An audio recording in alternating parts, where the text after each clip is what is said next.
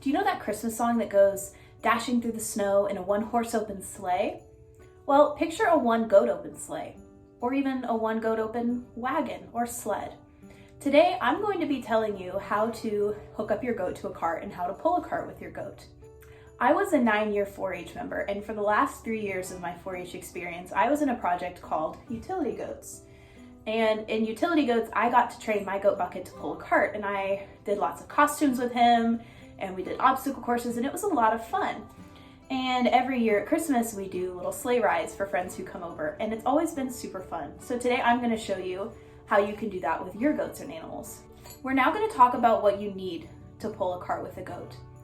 The first thing that you need, of course, is the goat, and it does matter what kind of goat you use. According to Patrice Lewis from Backyard Goats, if you're going to use a doe, which is a female goat, it's important that she is not milking or pregnant because her body is under enough stress already and she doesn't need to have the added stress of pulling a cart. And according to Elise Nicholson from thriftyhomesteader.com, it's also important to consider the weight and age of the goat. They should be about 1 to 2 years before you begin adding weight to their harness, which I'll show you in a minute, because their bodies are still growing.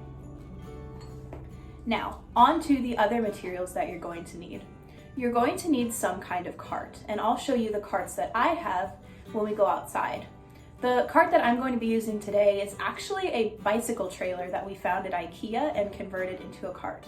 The goat that I'm using is a miniature goat, so you need a pretty little cart for him.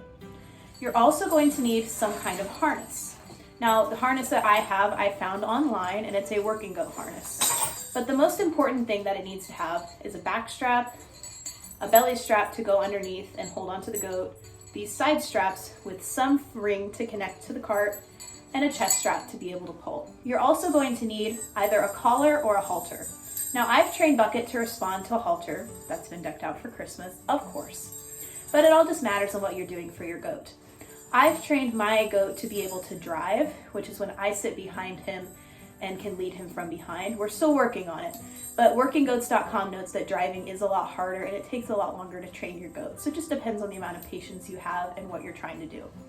You're also going to need some kind of lead rope. And if you're driving, you're going to need some kind of rein. Instead of buying horse reins, which are incredibly expensive, I just made my own out of some craft rope. We're now gonna go outside and I'm going to show you how to put on the halter, put on the harness, and how to hook your goat up to the cart. Putting on a halter is actually rather simple. You're going to want to undo one of the side straps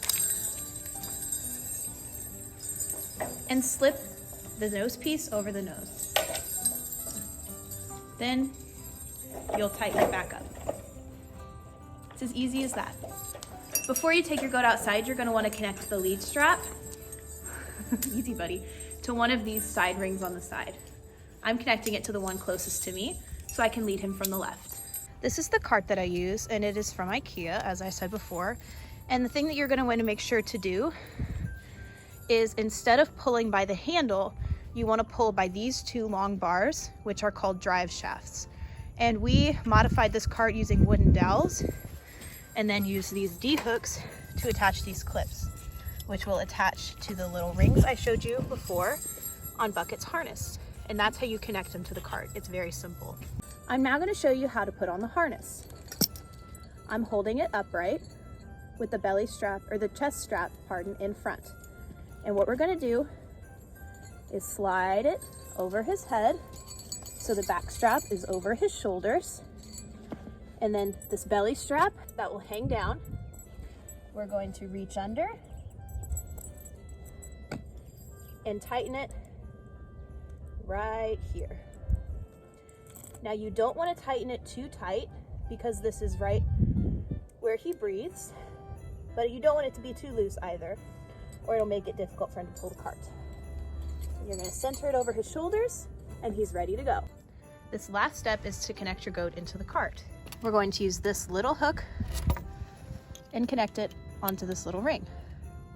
We're going to do the same for the other side. Stay, Bucket. Good boy, stay. Clip. And he's connected. He can walk attached to our cart. Now, Bucket is about 80 pounds, so he can pull about twice his weight. It's important to know that a goat can pull twice its weight, including the cart and the harness. Now you know how to pull a cart with a goat. You have to attach the harness, put on a halter, and attach the harness to the cart. It's as simple as that. So the next time you have company over, if you have a small farm like I do, you can wow them with a sleigh ride with a one goat open sleigh. You're so handsome boy. You're a good man. So good. I love you.